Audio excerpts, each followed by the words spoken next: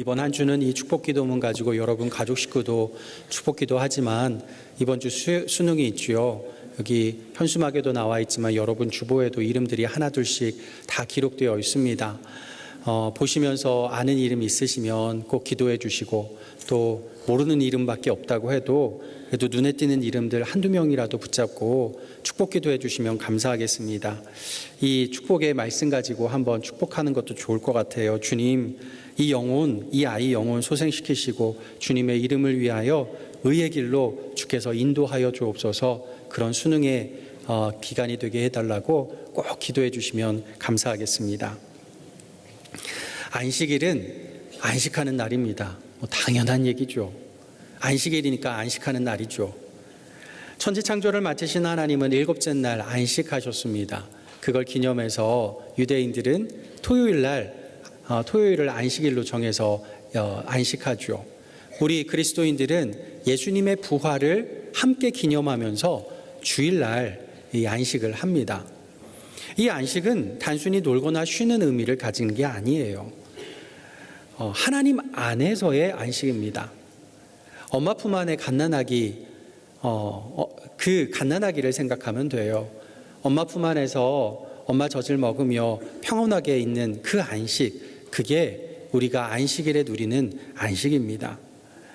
천국의 안식을 미리 당겨서 이 땅에서 누리는 안식이에요.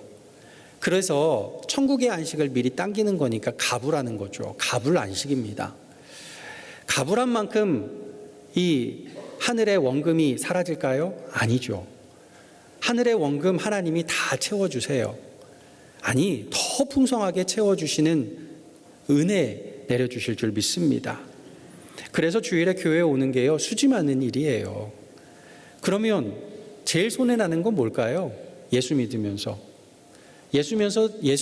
제일 손해나는 게요, 주일날 안식일에 가불 안식을 못 누리는 거예요.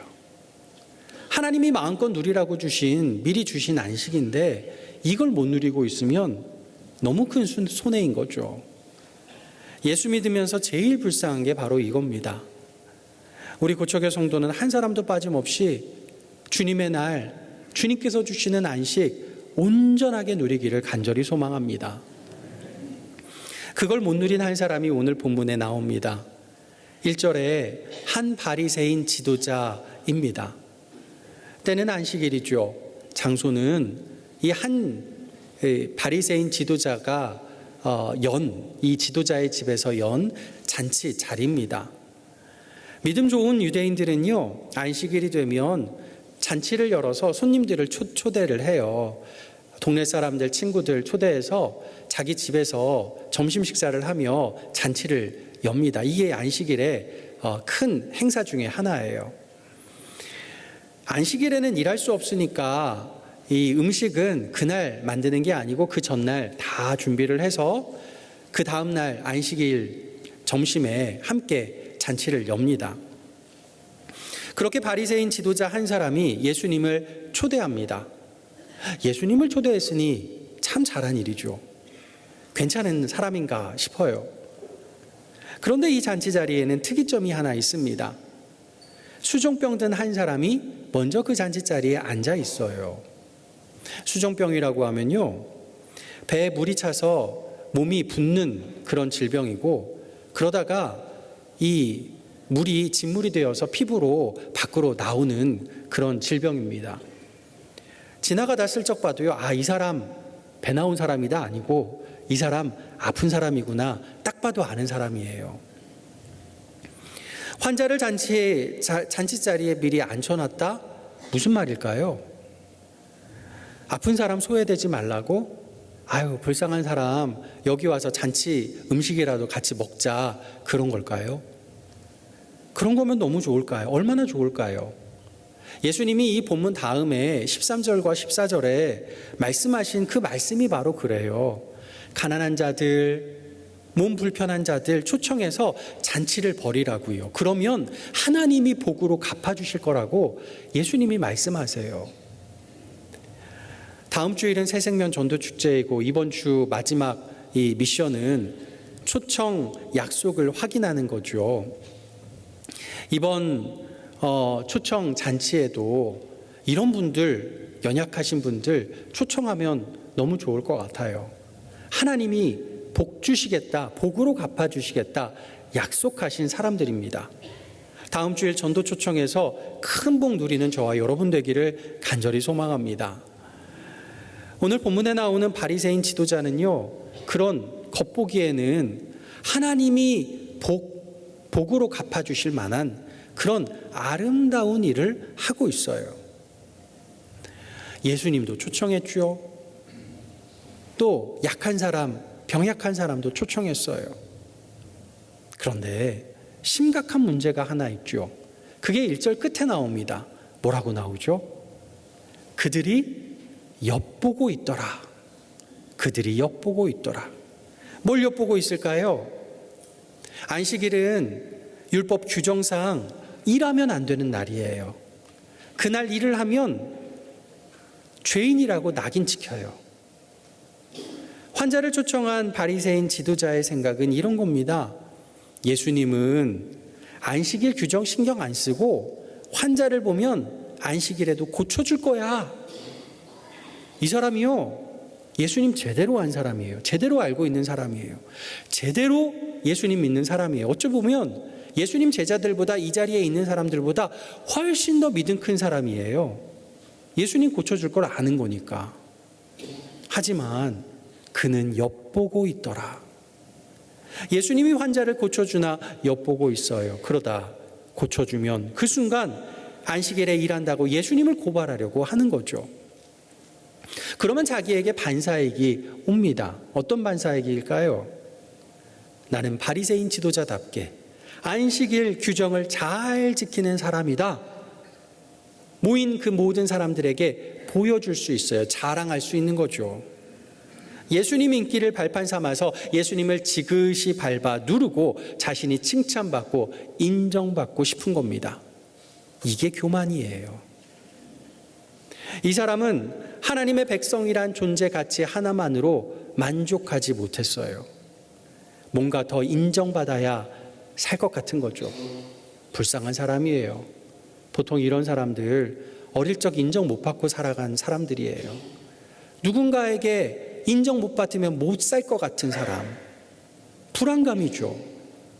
하나님은 안식일에 안식을 주시는데 믿음 좋다는 이 사람은 안식일에 그것도 자신이 열어놓은 잔치자리에서 불안만 누리고 있어요. 갑을 안식을 누리지 못하니까 좌불 안석이 되고 맙니다. 남의 흠을 찾아내서 눌러놔야 내 존재 가치를 입증할 수 있다고 착각해요. 흠 찾으러 엿보고 또 엿보느라 좌불안석입니다. 그래서 예수님 앞에다 이 환자를 덫으로 놓아두고 있어요. 참 감사한 건요, 그게 덫인지 다 아시면서 예수님은 어떻게 하시죠? 그 환자 고쳐주시죠. 사람 눈치 안 봐요. 하나님만 바라보고 하나님 사랑 가지고만 사람들을 대합니다. 이게 교만을 상대하는 겸손의 모습이에요. 우리 그리스도인들이, 예수의 제자들이 반드시 배워야 될 모습입니다. 그러면서 5절에 말씀하세요. 5절 같이 읽어보겠습니다. 너희 중에 누가 그 아들이나 소가 우물에 빠졌으면 안식일에라도 곧 끌어내지 않겠느냐. 아멘. 이런 의미입니다. 너희는 이 사람을 사람으로도 심지어 소로도 보지 못하는구나. 너희가 마음대로 해도 되는 도구 덫으로만 보고 있구나. 아니야. 이 사람은 하나님의 아들이야. 안식일 규정이 더 중요하냐? 하나님 아들이 더 중요하냐? 나는 하나님 아들이 더 중요해서 이 사람 고쳐주는 거야. 그 말씀을 하시는 겁니다. 이어서 예수님은 잔치자리 말씀을 하시는데요. 높은 자리에 앉지 말고 낮은 자리, 가장 끝, 맨 끝자리에 앉으라는 거예요. 네 마음대로 높은 자리에 앉았다가 주인이 와서 끌어내리면 그게 얼마나 부끄러운 일이냐 하시는 거죠.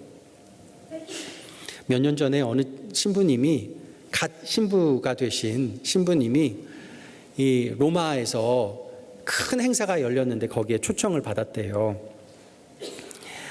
거기에 갔더니 이제 큰 강연장에 의자가 빽빽히 이제 들어서 있고, 그 의자 중에 내가 어디에 앉아야 될까 보다가 이 파릇파릇한 신부님이 초롱초롱한 눈망울로 강의 좀 잘 들어보겠다, 처음 가본 그곳에 강의 진짜 내가 언제 들어볼 수 있을까, 잘 들어봐야지, 그리고 저벅저벅 제일 앞자리로 아주 활기차게 가서 그 앞자리에 앉았대요. 그랬더니 안내를 맡던 몬시뇰 한 분이, 이 몬시뇰이라는 분이 어떤 분이냐면 신부님들 중에서 주교가 되지 못한 신부님들, 그런데 덕망이 높은 신부님들을 교황이 이제 교황 직속 이 명예 사제로 임명을 이제 추대를 합니다. 우리로 하면 추대된 이 명예 권사님들 같은 분들이에요. 이 몬시뇰이 몬시뇰이 이 신부를 찾아와서 그러는 거예요. 여기는 주교님들 앉은 자리예요. 저 뒤로 가세요. 그러니까 이 새파란 신부님이 둘러보니까 그때 보이는 거죠. 교황님 앉아있고, 추기경들 쫙 앉아있고, 또 주교들 쫙 앉아있고, 세계 온갖 나라에서 온 굵직굵직한 신부님들 다 앉아있는데 자기만 혼자 그 자리에 앉아있는 거죠. 새파란 신부님이 얼마나 부끄러웠는지 이분 하는 말이, 얼굴이 새파랑에서 새빨강이 되었다고, 너무 부끄러워서 제일 끝자리로 왔다고, 이 말씀이 생각났다는 거예요. 그 신부님은 그래도 강의를 잘 듣고자 하는 순수한 마음 가지고 실수를 한 거죠. 근데 호시탐탐 높은 자리를 노리는 사람들이 있어요. 그런 교만한 사람들을 하나님은 직접 끌어내리시겠다 합니다.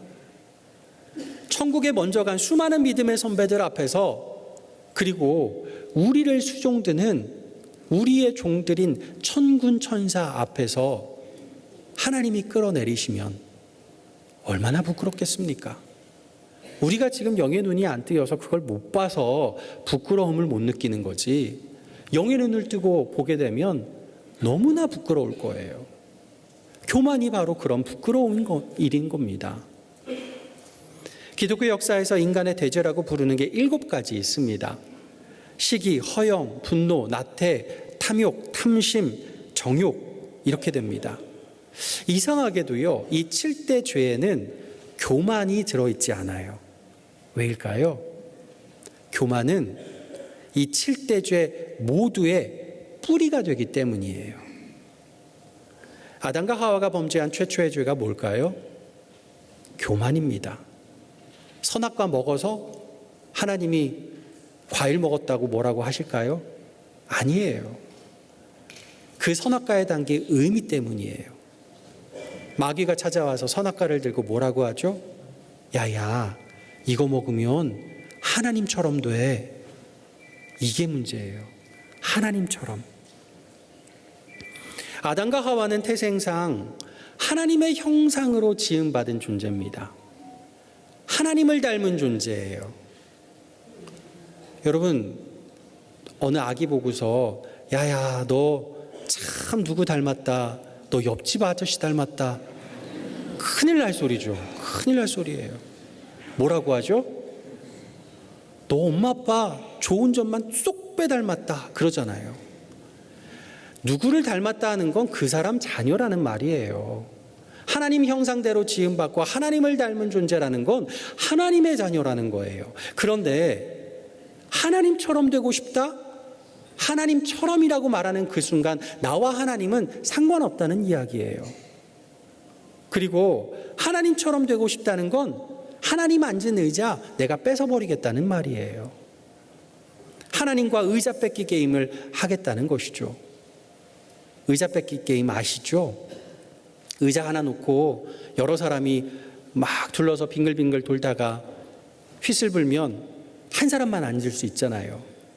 저도 평생에 의자 뺏기 게임 할 때 뭐 대단한 그런 일들은 별로 없었는데, 제가 영상을 찾아보다가 해외 영상들 의자 뺏기 게임 하는 걸 보니까 와, 심각하더라고요.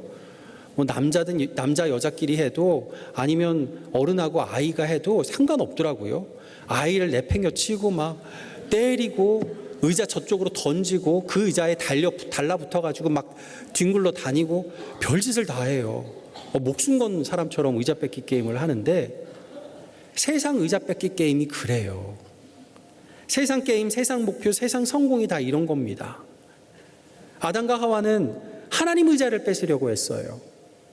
하나님 자녀인 것에 만족하지 못하고 하나님 자리를 차지해야만, 거기에 앉아야만 안식할 수 있다고 착각하는 거예요. 저 자리 못 앉으면 불안한 거예요. 이게 우리 본성 깊은 뿌리의 죄, 교만입니다. 오늘도 내일도 우리가 기도해야 될 회개 제목 1번, 교만이에요. 이런 교만이 발현되는 장소가 어디라고요? 잔치자리예요. 사람들이 모여있는 공개된 장소. 그러니 누군가보다 내가 높아야 되죠. 너무 안타깝게도 그 자리가 교회가 될 때가 많아요. 교회는 천국의 잔치자리인데 세상적인 잔치자리처럼 생각하는 사람이 많아요. 교회에 들어서는 순간 우리 지금 예배당 예배 드리는 그때 말고요. 여러 가지 모임들, 사역의 자리들, 이런저러한 모임들에 교회 와서 그 모임에 참여하다 보면 어느 순간 둘려진 의자 중에 앉을 자리를 찾는데 그때 우리 눈에 마법이 발동해요. 어떤 마법이냐? 똑같은 높이의 의자, 똑같이 생긴 의자인데 어느 의자는 높아 보이고 어느 의자는 낮아 보여요. 마법이죠. 그러면 고민해요. 나는 어디에 앉아야 하나? 내가 앉은 의자가 저 사람 눈에는 저 사람보다 낮은 의자는 아닌가? 최소한 저 사람보다는 내가 높은 의자에 앉아야 하는데, 그렇게 의자 뺏기 게임이 시작이 되면 주님이 주시는 안식을 누리지 못해요. 그 안식일의 자리가, 안식할 자리가 힘써서 빼앗아야 하고 빼앗기면 불안할 전투장, 전쟁터가 됩니다. 선수 필승이라고 내가 먼저 다른 사람 험담하고 그 사람을 지적하고 그를 떨어뜨려야 내가 저 자리에 앉을 수 있어. 내가 인정받을 수 있어. 내 마음속 불안이 사라질 거야. 그러고 있는 거죠. 교회에 이런 마음으로 오시는 분들, 가불안식 못 누리고 좌불안석이신 분들, 아무리 교회 지도자이고 리더라고 해도요, 불쌍한 사람들이에요. 그 사람들 때문에 그렇게 차지하려고 온갖 힘쓰고 밀치고 때리고 하는 사람들 때문에 교회 와서 상처 입고 아파하죠. 그래서 밉죠. 미워요. 근데 미워하지 마세요. 너무너무 불쌍한 사람들이에요.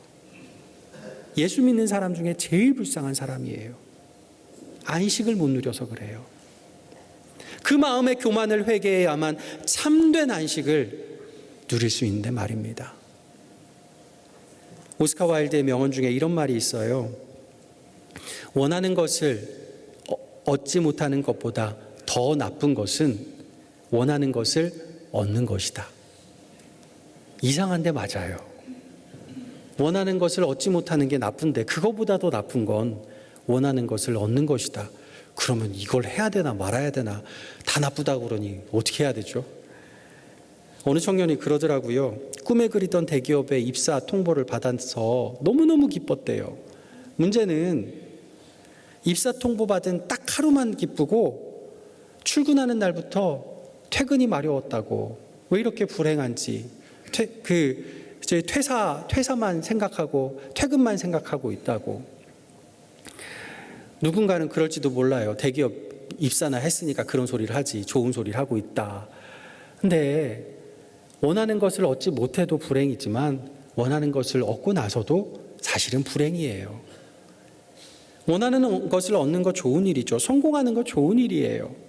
하지만 그걸로 잘 사는 건 아닙니다. 입시든 직장이든 성공이든 건강이든 그걸 잃어버려도 불행하지만 그걸 얻고 나서도 불행이 가시진 않아요. 세상 모든 것들은 우리를 목마르게 할 뿐입니다.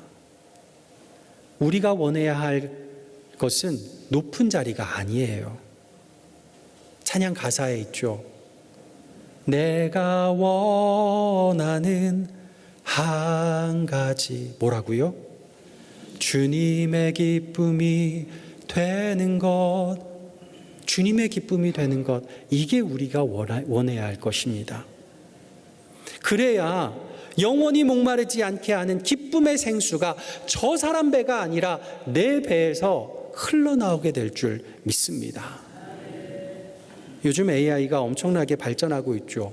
영화들도 보면 AI가 발전해서 사람을 지배하거나 전쟁을 일으키는 그런 영화들이 많이 나오는데요. 그런 류의 초창기 영화 중에 1983년에 개봉된 영화가 하나 있어요. 아주 오래된 영화죠. 위험한 게임이라는 영화입니다. 당시는 미국과 소련이 냉전을 치르고 있던 때예요.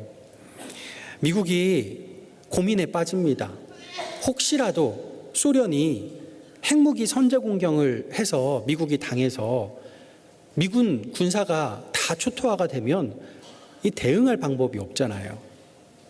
그래서 군사 없이도 자동적으로 싸울 수 있도록 AI에게 핵무기 통제 시스템을 다 맡겨버려요. 그랬더니 이 AI가 국방부 모르게 이 시스템을 제어할 수 있는 핵전쟁 게임을 몰래 만들어서 대중들에게 몰래 퍼뜨려 놔요. 사람들이 그것도 모르고 이 핵전쟁 게임을 하는 거죠. 그 중에 주인공은 해커 고등학생인데요. 이 게임을 너무너무 잘하는 거죠. 게임을 막 그것도 모르고 게임을 하다가 핵전쟁을 진짜로 일으킬 뻔한 거예요. 이 사실을 뒤늦게 한 주인공이 이걸 어떻게든 막아보려고 무슨 수를 쓰느냐, AI에게 수많은 핵전쟁 시나리오를 돌리게 합니다.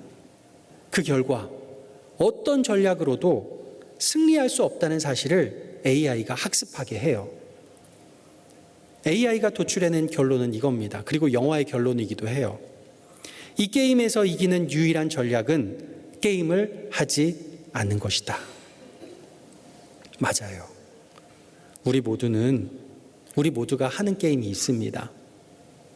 우리는 모두 죄인이고 교만으로 가득 차 있어요. 그래서 매일매일 불안하죠. 누가 나보다 높아질까? 나보다 더 내가 인정받지 못할까?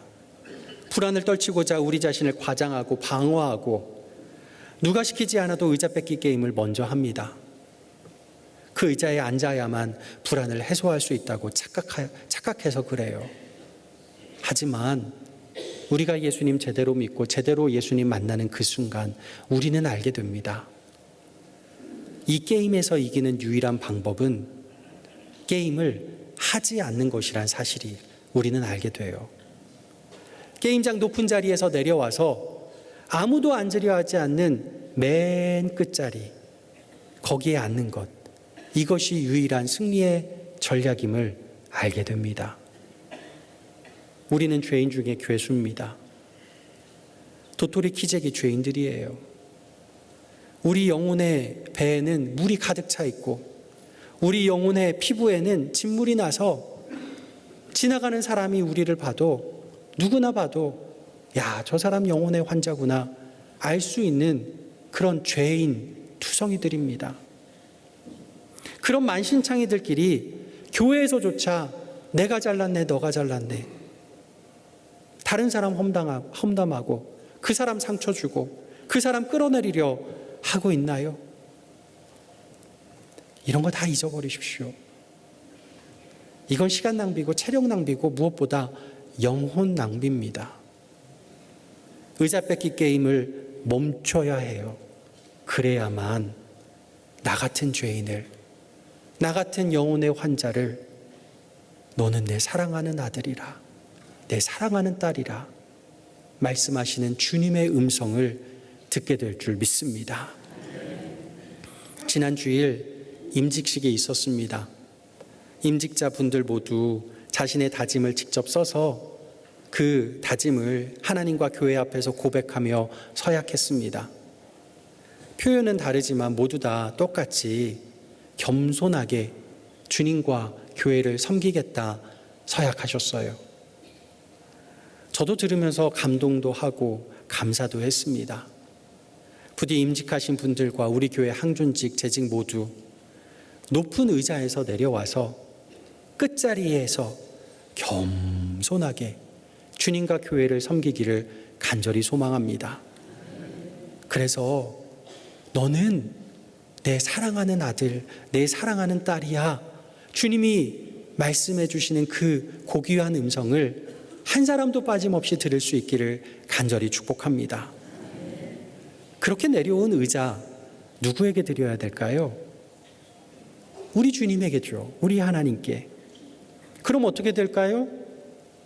우리는 제일 끝자리 의자도 없는 바닥에 앉아 있는데 하나님이 우리를 그냥 지나쳐 가실까요? 아니요.